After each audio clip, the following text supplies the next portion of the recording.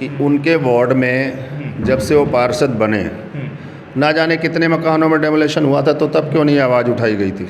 ले रहे थे पूर्व पार्षद जी, उस समय क्यों नहीं गए थे। उनकी पार्टी के पार्षद थे, उन्होंने तमाम घरों को गिरवाया था, तोड़वाया था, तब क्यों नहीं किया था। तो भ्रष्टाचार की बात और डेमोलेशन की बात तो इनके मुंह से शोभा भी नहीं देती है। लोग केवल एक कॉकरोच बन चुके हैं। ये आम आदमी पार्टी भी नहीं रहे, ये झाड़ू भी नहीं रहे। नमस्कार, सोशल संवाद में आप सभी का स्वागत है। सिविल लाइन जोन के दिल्ली नगर निगम के चेयरमैन हैं हमारे साथ गुलाब सिंह राठौर जी। लगातार सर जिस तरह से ओ जोन में कार्रवाई हो रही है, क्या कुछ कहना चाहेंगे। आम आदमी पार्टी ये भी कह रही है कि यूपी बिहार वाले लोगों को भगाना चाहते हैं। पूर्व पार्षद अजय शर्मा जी कल जो मिलन बिहार में कार्रवाई हुई है उस पर उन्होंने कहा है कि बीजेपी की जो सरकार है गरीब जनता को दिल्ली से भगाना चाहती है, डर का माहौल बना रखा है। देखिए, पहली बार तो आपने 3-4 विषय एक साथ किए। ओ जोन में डर का माहौल है। दूसरा, आपने दिल्ली सरकार यूपी बिहार के लोग भगाना चाहती है। तीसरा, आपने एक व्यक्ति का नाम लिया जो केवल इस समय अपने व्यूज़ बढ़ाने के लिए कुछ भी बोलता रहता है। तो ये एक अलग अलग मैटर है। जो भी कार्रवाई हो रही है ये कोई पहली बार नहीं हो रही है। जिनके यहाँ ये कार्रवाई हुई है, मैं कह दूं कि उनके वार्ड में जब से वो पार्षद बने ना जाने कितने मकानों में डेमोलेशन हुआ था, तो तब क्यों नहीं आवाज़ उठाई गई थी। ना जाने कितने गरीब लोगों को घर उठाया गया था। तो जिनका भी नाम ले रहे थे पूर्व पार्षद जी, उस समय क्यों नहीं गए थे। उनकी पार्टी के पार्षद थे, उन्होंने तमाम घरों को गिरवाया था, तोड़वाया था, तब क्यों नहीं किया था। तब क्यों नहीं ओम जो उनका विषय आया था। डेमोलेशन एक अनऑथराइज जो इनलीगल सिस्टम होता है उसमें जो कार्रवाइयाँ होती हैं, और फिर इसके लिए तो उनके खुद विधायक जिम्मेदार हैं। और अब मैं आप कहो तो आपको रिकॉर्ड दे सकता हूँ। उनके सभी पार्षद यहाँ के 2 पार्षद पति, ये सब लोग जा करके और विधायक जी के नेतृत्व में लेफ्टिनेंट गवर्नर साहब को पत्र दे करके आए थे अनऑथराइज इनलीगल कंस्ट्रक्शन पर रोक लगाने के लिए और इस पर एक्शन लेने के लिए। तो जो विधायक जी ने उनके इनलीगल जो कीज किया था, जिसके लिए लेटर दिया था, तो सरकार ने उसी की तो सुनवाई की है। और उन्हीं के उस पर तो आखिरकार नियम कानून कहाँ से शुरू होगा, आप ही के यहाँ से शुरू होगा। तो वो जो ये कार्रवाई, अगर आप मिलन बिहार की बात को लेके कह रहे हैं, तो वो माननीय विधायक श्रीमान संजीव झा के उस पत्र के आधार, क्योंकि वो खुद बोले हैं ना कि हमने पत्र दिया है इनलीगल रोकने के लिए, और उन्होंने दिया भी है, उसके प्रमाण है। तो वो इनलीगल जो कंस्ट्रक्शन के लिए, आखिर वो विधायक हैं, क्षेत्र के प्रतिनिधि हैं, 4 बार के विधायक है, अगर उनको भी नहीं सुना जाएगा तो किसको सुना जाएगा। वो बात अलग है कि उन्होंने अपने ही पार्षद के आशियानों पर, अब वो चाहे कब्जा रहा हो, जैसा कि लोग बताते कब्जे की ज़मीन है, या उनका अपना रहा हो, मैं इस विषय में ज़्यादा नहीं कहूँगा। लेकिन ये ओ जोन की नहीं है, उनके विधायक जी के कंप्लेंट के आधार पर ही उसमें एक्शन किया गया है। दूसरा है जो माननीय पूर्व पार्षद महोदय जी ने वहाँ बताया, जिसका नाम आपने लिया, उनके नेतृत्व में जब वो काउंसलर थे वार्ड नंबर 11 से, जाके पूछिए पार्ट 2 गली नंबर 12, पार्ट 2 मुकंदपुर गली नंबर 12 में 25 गज के मकान को तोड़वाया था उन्होंने। उसमें तमाम लोग जाकर, वहाँ पर 150 गज के मकान बन रहा था, उसको बचाने के लिए 25 गज का मकान तोड़वाया था। जाकर देख लें, साहू समाज के लोग हैं, उनके वहाँ पर तोड़फोड़ कराई गई थी, उसके थाना पुलिस हो गया था, जैसे झगड़ा हुआ था। उन्होंने भ्रष्टाचार की बात की, तो माननीय हमारे अवध रामलीला कमेटी के संरक्षक आदरणीय श्री महावीर प्रसाद शर्मा जी आज इस दुनिया में नहीं है, याद करते हैं, उनके बेटे हैं। आप कभी उनसे जाके पूछ लेना, इनके पार्षद रहते उनका, और एक तरफ ये ब्राह्मण समाज चलाते, और उन्हीं ब्राह्मण से जो है ना, वही रामलीला कमेटी के संरक्षक महोदय के मकान बनाने में 100 गज के बनाए थे, 1 लाख रुपये इन लोगों ने लेकर के माध्यम बना के वो किया था। तो भ्रष्टाचार की बात और डेमोलेशन की बात तो इनके मुंह से शोभा भी नहीं देती है। ये लोग केवल एक कॉकरोच बन चुके हैं। ये आम आदमी पार्टी भी नहीं रहे, ये झाड़ू भी नहीं रहे, ये कॉकरोच हो गए।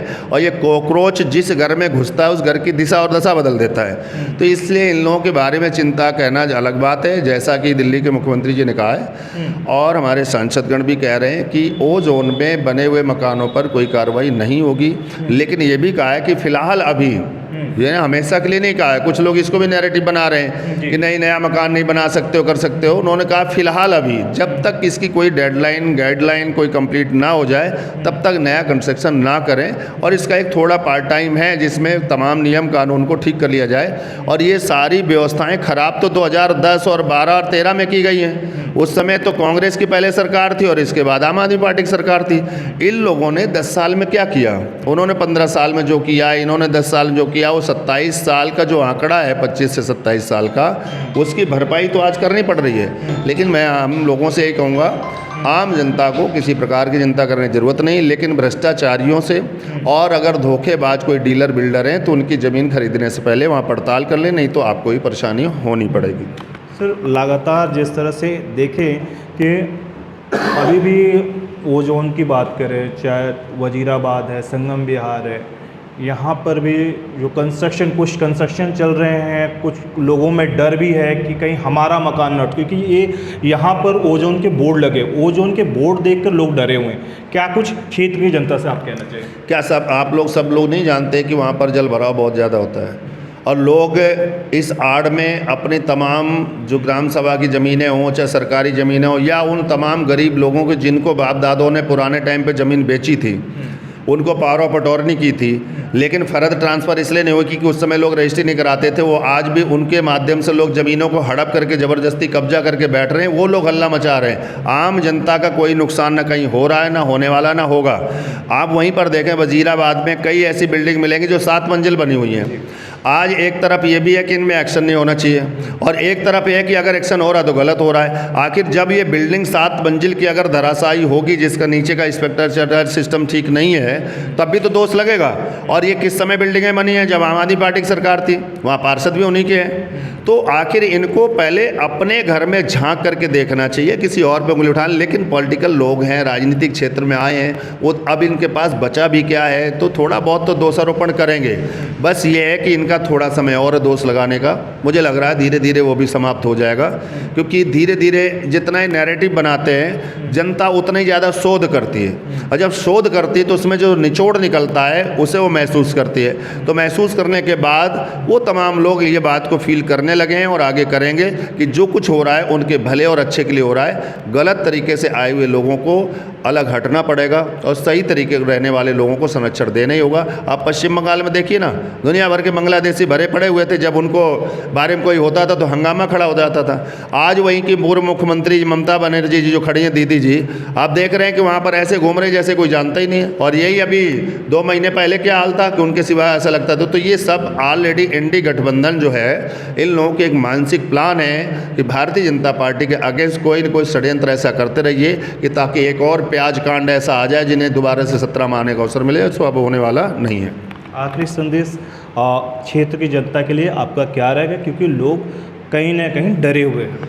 मैं सबसे कहना चाहूँगा, किसी को डरने की ज़रूरत नहीं। हाँ, उनको डरना पड़ेगा जो गलत काम कर रहे हैं, जो गलत तरीके से कर रहे हैं, उनको किसी को नहीं डरना है जो अपना आशियाना बना कर वहाँ पर रह रहे हैं। लेकिन आपको ये भी ध्यान रखना होगा कि आखिर जब इल्ज़ाम लग रहा है तो आप उस, जैसे आप बोलते हैं कि ये जमीन मैंने खरीदी थी, हमने गाँव से बेच करके आए हैं, मोदी के साथ ये हो जाए। मैं कल वीडियो देख रहा था, कुछ लोग ज़बरदस्ती, आपको नहीं मालूम है कि जब कोई ज़मीन हम खरीद रहे हैं, प्लॉट खरीद रहे हैं, तो वहाँ पर है क्या, वो सरकारी है, ग्राम सभा है, या इंक्रोचमेंट है, या कब्जा की हुई जगह है। तो आप जब अपनी मेहनत की कमाई लगा रहे हैं तो आप चेक करके लगाइए ना, सही जगह लगाइए ना। आप गलत जगह लगाई क्यों रहे कि कल को वहाँ पर रिस्क होना पड़े।